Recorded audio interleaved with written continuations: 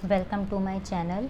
आज हम चलते हैं अकाउंटिंग की क्लास में और ये चैप्टर आपकी जो बुक का चैप्टर है ये है chapter number 3 that is accounting assumptions. इसके बारे में मैं आपको वीडियोस में बता चुकी हूँ, मेरे लिंक डले हुए हैं इस वीडियो के डिस्क्रिप्शन में, तो आप उस लिंक को ज़रूर वॉच करें, ठीक है ना। उसमें सारी की सारी अजम्पशंस इंक्लूड है, अच्छे से उन्हें समझाया गया है।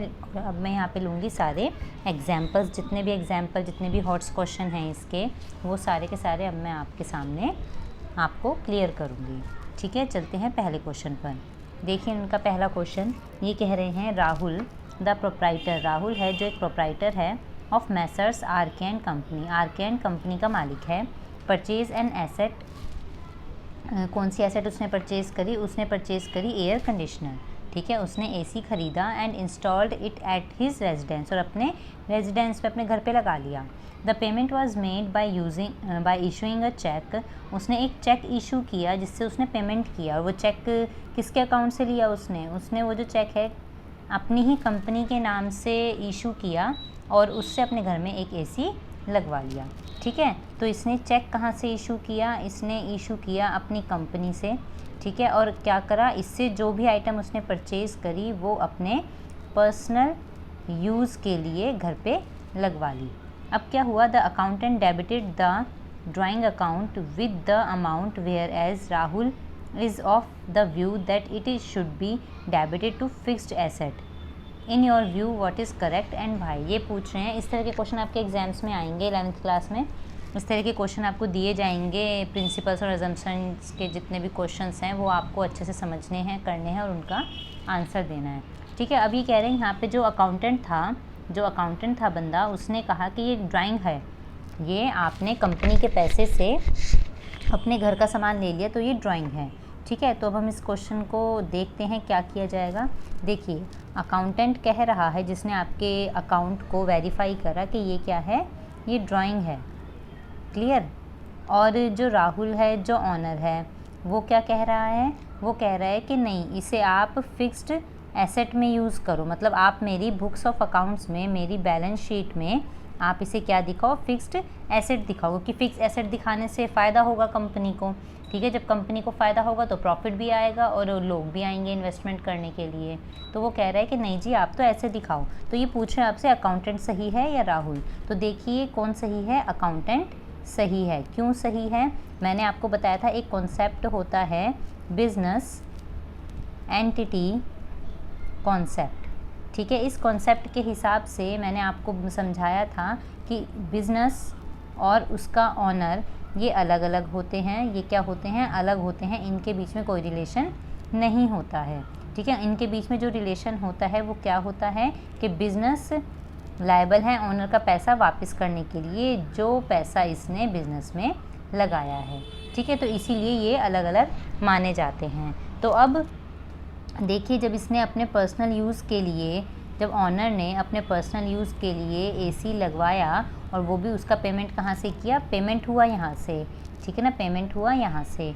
तो हम क्या कहेंगे? ये कोई फिक्स्ड एसेट है? नहीं, ये फिक्स्ड एसेट नहीं है, ये एक एक्सपेंस है, पर्सनल एक्सपेंस है।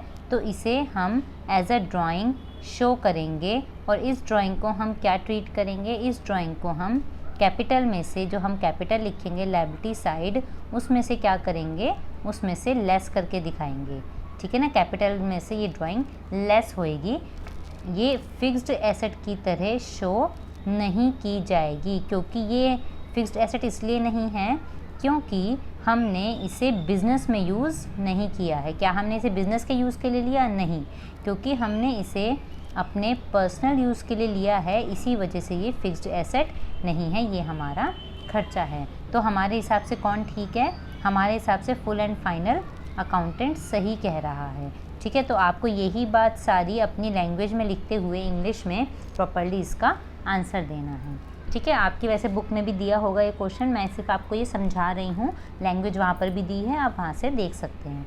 नेक्स्ट, विच अकाउंटिंग प्रिंसिपल, ये कह रहे कौन सा ऐसा अकाउंटिंग प्रिंसिपल है, requires the personal expenses of proprietor और partner should be debited to drawing account. वही हम अभी लास्ट क्वेश्चन में पढ़ के आए हैं, ये कह रहे हैं कि ऐसा कौन सा प्रिंसिपल है जिसमें ये कहा जाता है कि जो भी पार्टनर की मतलब ड्राइंग अकाउंट है, जो भी पर्सनल एक्सपेंस है उसके ड्राइंग अकाउंट में लिखे जाएंगे। तो मैंने भी आपको बताया था बिजनेस एंटिटी कॉन्सेप्ट, ठीक है। ये वो कॉन्सेप्ट है जिसके अंदर पार्टनर के जितने भी पर्सनल खर्चे होते हैं तो उन्हें ड्राइंग अकाउंट में शो किया जाता है, ठीक है। अब लेते हैं हम नेक्स्ट क्वेश्चन। इसमें इस वाले क्वेश्चन में इन्होंने कहीं आपसे कोई व्यू नहीं मांगा है कि क्यों सही है क्यों नहीं है, बस एक प्रिंसिपल का नाम पूछा है, तो बस आपने उसका नाम बताना है, इससे ज़्यादा इसका आंसर कोई नहीं है, ठीक है। अच्छा, इसे वो भी बोला जाता है, एक नाम से और बोला जाता है, इसे बोला जाता है accounting entity.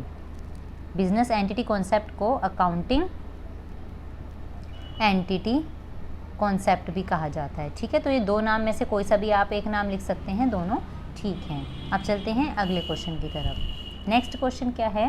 Production at a factory had to shop for a week due to a labour strike. ये कह रहे हैं कि ये जो प्रोडक्शन हुई है, फैक्ट्री में जो प्रोडक्शन चल रही थी वो स्टॉप हो गई एक हफ्ते के लिए। वजह क्या रही? लेबर की स्ट्राइक, मतलब कि मजदूरों ने क्या कर दी? स्ट्राइक कर दी, ठीक है। अभी कह रहे हैं the owner estimated the loss of production. Owner ने क्या करा, जब उन लोगों ने स्ट्राइक कर दी तो उसने उतने दिनों का, एक वीक का एक क्या निकाल लिया? एक लॉस निकाल लिया कि इतने दिन प्रोडक्शन नहीं हुई, हमें इतने दिन का ये लॉस हो गया, ठीक है। And likely loss of profit arising out of situation. तो फिर क्या हो गया? फाइनली जब उसने देखा कि एक हफ्ते काम नहीं चला, उसे लॉस हो गया, तो उसने प्रॉफिट को भी एक तरह से लॉस में शो करा कि भाई हमें तो एक हफ्ते में इतना लॉस हो गया। He directed the accountant. उसने अब अपने अकाउंटेंट से कहा to record the loss in the books of account. उसने कहा अब ये जो लॉस है ना, इसे बुक्स ऑफ अकाउंट में शो करो तुम, ठीक है। अब बताइए, is the owner correct in recording the likely loss? Give reasons. देखिए यहाँ पे इन्होंने एलाबोरेट करने को कह दिया कि क्या वो सही है। पहले तो आप ये बताएंगे क्या ये सही है या नहीं, और सही है तो क्यों है, गलत है तो क्यों है, ठीक है।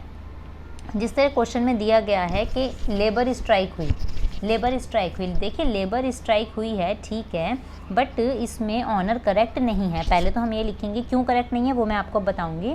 तो हमारा जो आंसर होगा वो कहेंगे no, the owner is not correct, ठीक है। हम तो पहले क्या लिखेंगे? The owner is not correct, but Y?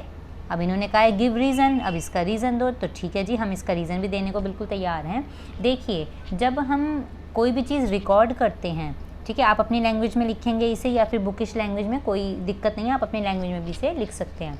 जब हम कोई चीज़ रिकॉर्ड करते हैं, हम किस बेस पे रिकॉर्ड करते हैं कि उसकी वैल्यू क्या है, ठीक है। और वैल्यू मतलब क्या होता है? उसकी मनी में वैल्यू क्या है, उसके इस टाइम क्या वैल्यू चल रही है मनी में, ठीक है। अगर किसी चीज़ की वैल्यू मनी में है तो हम उसे रिकॉर्ड करेंगे, अगर किसी चीज़ की वैल्यू मनी में नहीं है तो हम उसे रिकॉर्ड नहीं करेंगे। तो एक बात बताइए, ये आपने अगर एक कॉन्सेप्ट पढ़ा हो, ये कॉन्सेप्ट था money measurement concept, money measurement concept, ठीक है ना। ये एक कॉन्सेप्ट था। इस कॉन्सेप्ट में आपसे क्या कहा गया था? देखिए, इस कॉन्सेप्ट में कहा गया था कि आप सिर्फ उन चीज़ों को रिकॉर्ड करेंगे जिनकी वैल्यू मनी में हो, पहली बात, ठीक है, और जो आपके बिज़नेस के लिए या आपकी कंपनी के लिए रिलायबल हो, ठीक है ना। जो ट्रांजैक्शन या फिर जो इवेंट आपकी कंपनी के लिए रिलायबल हों और साथ ही साथ उनके एविडेंस भी हों। क्या हों? उनके एविडेंस भी हों आपके कि हाँ भाई इतने रुपए या इतने मनी में काम हुआ है। देखिए, जब कभी कोई स्ट्राइक कर देता है, स्ट्राइक से क्या होता है? स्ट्राइक से ठीक है आपका काम रुक गया, हमने मान लिया, ठीक है ना। जब आपका काम रुक गया, अब इस केस में अगर आप देखोगे तो लॉस ऑफ प्रॉफिट एग्जिस्ट ही नहीं करता है, ठीक है ना, क्योंकि इसे मनी टर्म्स में आप नहीं निकाल सकते हैं। Because transaction and events are recorded in the books of account if they can be measured in money terms। तो स्ट्राइक को आप मनी की टर्म में मीज़र नहीं कर सकते कि स्ट्राइक होने से आपको कितना पैसे का नुकसान हुआ, ठीक है ना, कितने पैसे का नुकसान हुआ ये आप मेज़र नहीं कर सकते हैं, क्योंकि अगर कोई काम करे तो समझ आए ना, आज इतना प्रोडक्शन हुआ, कल उतना प्रोडक्शन हुआ। अब एक हफ़्ता काम नहीं, उन्होंने स्ट्राइक कर दी, स्ट्राइक से आपका क्या नुकसान हुआ? फ़िलहाल तो कुछ नुकसान नहीं हुआ, तो आप इस स्ट्राइक से हुए हुए नुकसान को रिकॉर्ड नहीं करेंगे, ठीक है। मनी मेजरमेंट के हिसाब से किसी भी तरह का, इस तरह का कोई भी स्ट्राइक, एम्प्लॉयज़ का रूठ जाना, गुस्सा हो जाना, ये सब मनी में आप कन्वर्ट नहीं कर सकते हैं, ठीक है ना। और इसमें एक चीज़ और क्या है कि इसका कोई मतलब एविडेंस भी नहीं है कि आपको प्रॉफिट का लॉस हुआ है, क्योंकि देखिए एविडेंस है अगर किसी चीज़ का तो हम उस चीज़ को मानेंगे।